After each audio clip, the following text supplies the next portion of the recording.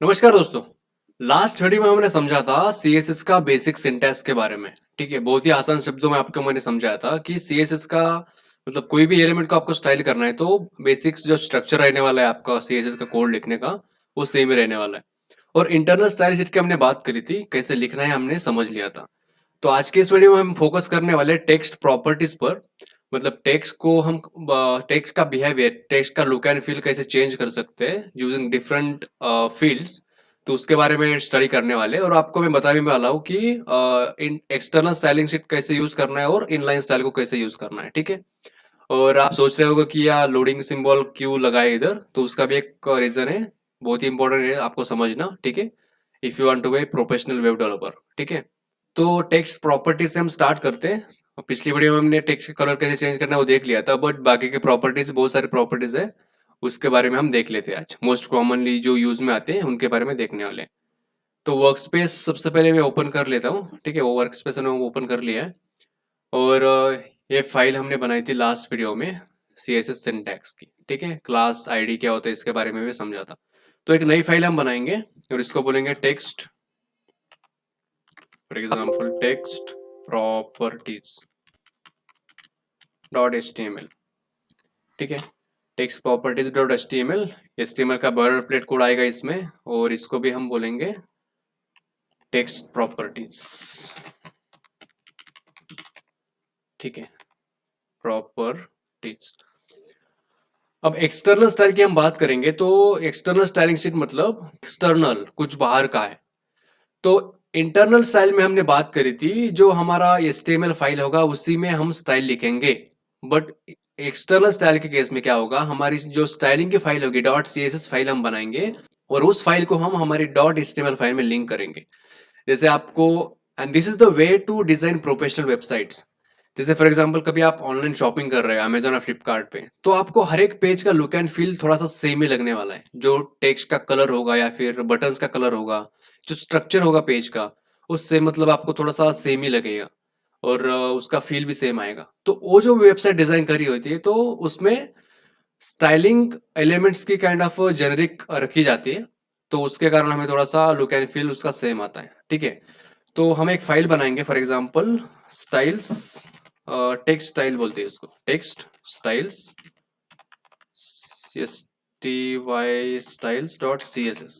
ठीक है, control S और एंटर। ठीक है, इसको हटा लेते हैं। अब इस फाइल को हमें हमारी HTML फाइल से लिंक करना है, तो वो कैसे करेंगे हम। पेज का मेटा डेटा हमें पता है कि हेड टैग के अंदर हमें लिखना होता है, तो हमारे पास एक टैग होता है लिंक टैग। ठीक है, ये आप टाइप करोगे तो आपको इंटेलिजेंस मिलेगा इधर लिंक। ठीक है, तो REL is equal to style sheet इधर आ चुका है ऑलरेडी। ठीक है, बाय डिफॉल्ट। तो REL का मतलब होता है रिलेशनशिप, तो relationship is equal to style sheet. तो जो हम रिसोर्स लिंक करने वाले, ये छोटा सा रिसोर्स ही होगा ना डॉट CSS फाइल। ठीक है, तो क्या है रिसोर्स, स्टाइल शीट है। ठीक है, तो इस पेज को स्टाइल देने का काम करने वाला है ये रिसोर्स। ठीक है, और उसका जो हम पाथ इधर लिंक करने वाले, रिसोर्स लिंक करने वाले, उसका हमें पाथ देना पड़ता है। तो हमारे केस में अभी text styles dot CSS same ही डायरेक्टरी में दोनों फाइल से, इसलिए इधर हमें पूरा पाथ देने की जरूरत नहीं है, सिर्फ हम डायरेक्टली फाइल का नाम लिख सकते हैं। ठीक है, अगर दूसरे डायरेक्टरी में आपकी फाइल है तो पूरा पाथ आएगा इधर। ठीक है, जैसे कि डी आपका डी ड्राइव, उसके बाद मतलब जो भी आपका फोल्डर नेम होगा ऐसा। ठीक है, ओके। अब ये कंफर्म कैसे करेंगे आपकी आपकी स्टाइल इधर लिंक हो चुकी है। तो हम क्या करते हैं, एक पैराग्राफ लेते हैं। ठीक है, और इस पैराग्राफ में कुछ डमी टेक्स्ट हम पुटअप कर लेंगे, फॉर एग्जांपल लॉरेम 10। ठीक है, कुछ डमी टेक्स्ट पुट कर लिया और इस पैराग्राफ को हम एक आईडी देंगे, आईडी फॉर एग्जांपल पैरा।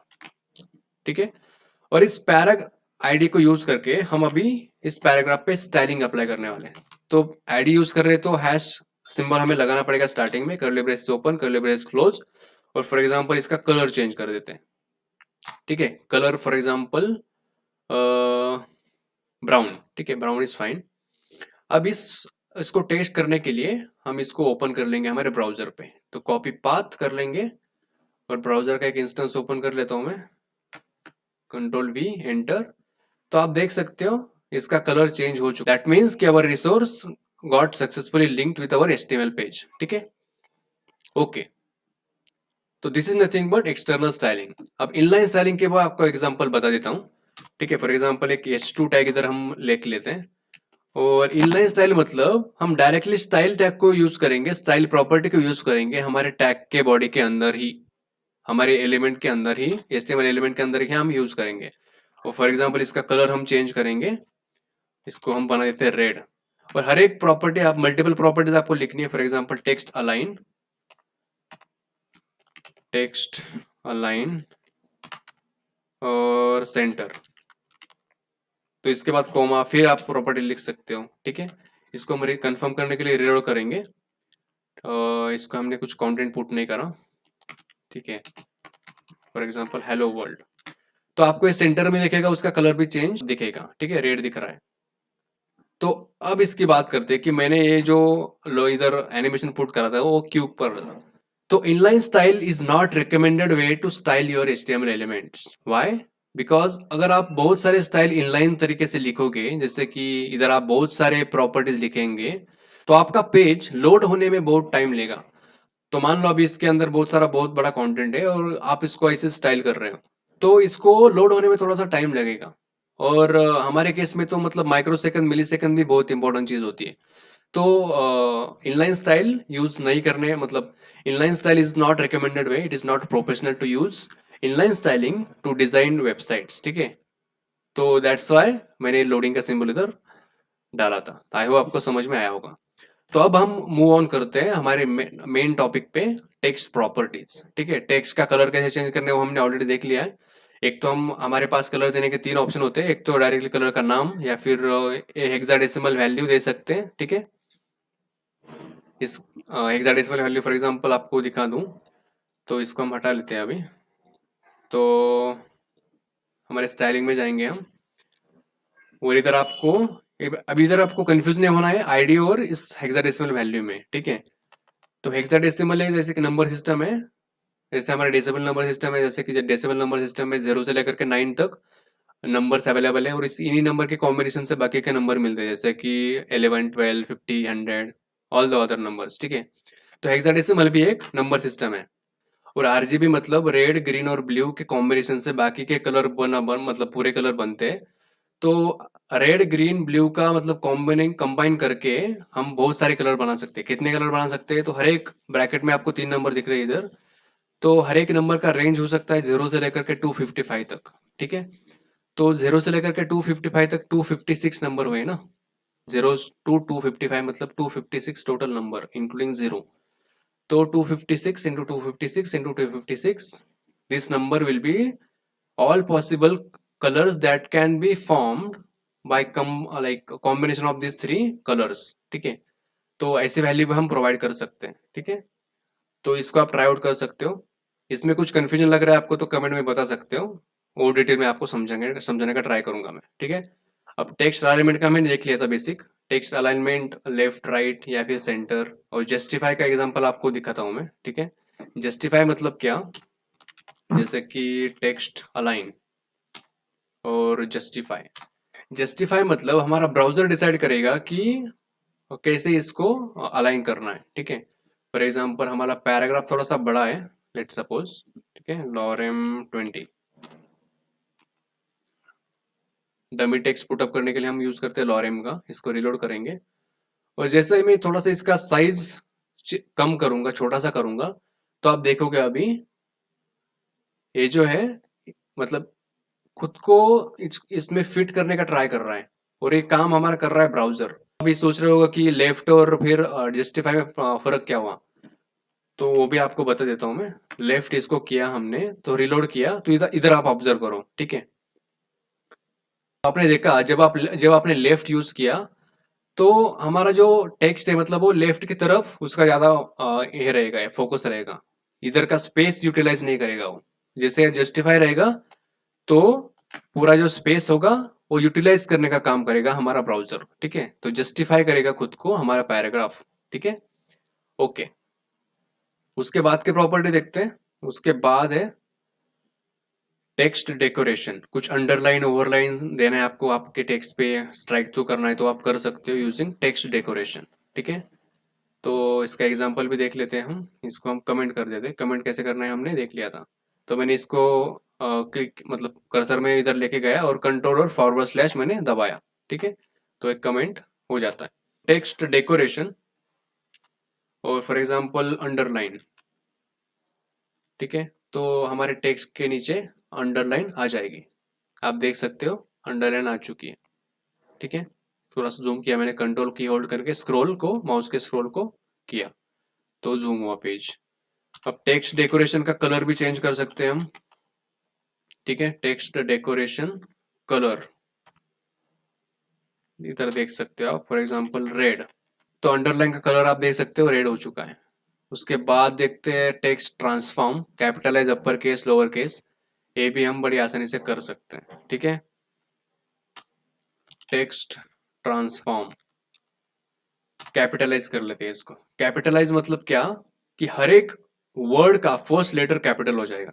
आप इधर देखोगे अभी सिर्फ हमारा केस में एल कैपिटल है, तो आई भी कैपिटल, डी भी कैपिटल, ए भी कैपिटल हो जाएगा, ठीक है। आप देखोगे अभी, ठीक है, देख सकते हो आप। और अपर केस मतलब जो भी पूरा हमारा कंटेंट है वो पूरा का पूरा कैपिटल केस में आ जाएगा, ठीक है, अपर केस जिसको हम बोलते हैं। और लोअर केस मतलब पूरा लोअर केस में, मतलब वो भी देखना है आपको तो देख सकते हो। अभी जितने भी ऑप्शन आते हैं डिफरेंट डिफरेंट प्रॉपर्टीज के लिए, तो उसको आपको खुद से ट्राई करना है, ट्राई आउट करना है, ठीक है, तभी आपको मतलब सीखने को भी मिलेगा नई नई चीजें। इसको अंडरलाइन को हम हटा देते हैं। उसके बाद के प्रॉपर्टी को देखते हैं, फॉन्ट फैमिली, ठीक है। फॉन्ट फैमिली जैसे डिफरेंट डिफरेंट फॉन्ट होते हैं हमारे पास, तो इधर आपको बहुत सारे ऑप्शन मिल जाते हैं फॉन्ट चूज करने के, ठीक है। हमारे केस में हम यूज करेंगे कैलिब्री का। कैलिब्री दिखने में थोड़ा सा अच्छा भी लगता है, ठीक है, स्मूथ थोड़ा सा लगता है ऐसा, ठीक है। ओके, तो फॉन्ट फैमिली भी हमें समझ में आया। तो अब नेक्स्ट प्रॉपर्टी देखते हैं, फॉन्ट साइज, ठीक है। फॉन्ट साइज मतलब नॉर्मल टेक्स्ट पैराग्राफ हमने यूज किया अभी, बट उसकी अगर आपको साइज चेंज करनी है तो वो भी आप कर सकते हो। फॉर एग्जांपल 30 पिक्सल, साइज का इधर यूनिट होता है पिक्सल, ठीक है। परसेंटेज में भी आप लिख सकते हो, तो इसका साइज आपको थोड़ा सा बड़ा देखने को मिलेगा, ओके। अब टेक्स्ट स्पेसिंग मतलब आपने कुछ कंटेंट पुट करा, तो उसको फॉर एग्जांपल आपको हर एक लेटर के बीच में स्पेस देना है या फिर वर्ड्स के बीच में स्पेस देना है, मल्टीपल लाइन से तो लाइन के बीच की आपको हाइट बढ़ानी है, तो वो भी आप कर सकते हो। और पैराग्राफ का फर्स्ट लाइन को इंडेंट करना है, राइट में लेके जाना है, तो वो भी कर सकते हो, ठीक है। तो टेक्स्ट स्पेसिंग प्रॉपर्टीज को यूज करके हम वो कर सकते हैं। साइज को हमने सेम रखा और इसको मैं भी कमेंट कर देता हूँ टेक्स्ट इंडेंट को, तो आप देखोगे ये थोड़ा सा लेफ्ट में आया। टेक्स्ट इंडेंट मैंने थोड़ा सा फॉर एग्जांपल अभी फिर से किया, इसको अभी 20 कर देते हैं, तो ये थोड़ा सा राइट में मूव हुआ, ठीक है। तो ऐसा आपको मत जरूरत पड़ती है तो आप कर सकते हो। तो लेटर स्पेसिंग भी कर सकते हो आप, letter spacing for example 20 pixel, तो हर एक लेटर के बीच में स्पेस आ जाएगा, देख सकते हो आप। थोड़ा सा अजीब लग रहा है, बट अगर आपको स्पेसिफिक कुछ डिजाइन करना है तो आप कर सकते हो। वर्ड स्पेसिंग भी मिलता है हमें, ठीक है, word spacing 20 pixel for example, तो हर एक वर्ड के बीच में स्पेस आ जाएगा, ठीक है। उसके बाद लाइन हाइट वगैरह आप खुद से ट्राई आउट कर सकते हो। उसके बाद के प्रॉपर्टीज देखते हैं, फॉन्ट स्टाइल। फॉन्ट स्टाइल आपने ही देखा होगा, डिफरेंट डिफरेंट स्टाइल में फॉन्ट मिलते देखने को मिलते हैं हमें, जैसे कि इटैलिक आपने देखा होगा, ठीक है। तो इटैलिक एक कॉमनली यूज्ड है, ठीक है। तो इटैलिक आप यूज करते हैं तो इसका थोड़ा सा एंगल चेंज हो जाता है, ओके। तो फॉन्ट वेट का देख लेते हैं अभी। तो फॉन्ट साइज और फॉन्ट वेट में थोड़ा सा आपको कंफ्यूज नहीं होना है। फॉन्ट वेट मतलब font weight just be increasing the boldness of the text, ठीक है। तो फॉन्ट वेट को यूज करके हम उसका बोल्डनेस चेंज कर सकते हैं। तो फॉर एग्जांपल बोल्ड हमने लिखा या फिर वैल्यू भी कुछ आप दे सकते हो, तो आप अभी देखोगे नॉर्मल दिख रहा है, जैसे रिलोड करोगे आप तो थोड़ा सा उसका थिकनेस बढ़ेगा, ऐसे बोल सकते हो हम, ठीक है। या फिर कुछ कंट्रोल में लिखना है तो 100 या फिर 200 आप इसे डिफरेंट ट्राई आउट कर सकते हो, ठीक है। तो थोड़ा सा नॉर्मल हुआ है, ठीक है। टेक्स्ट शैडो, ठीक है, this is the last property, last but not the least.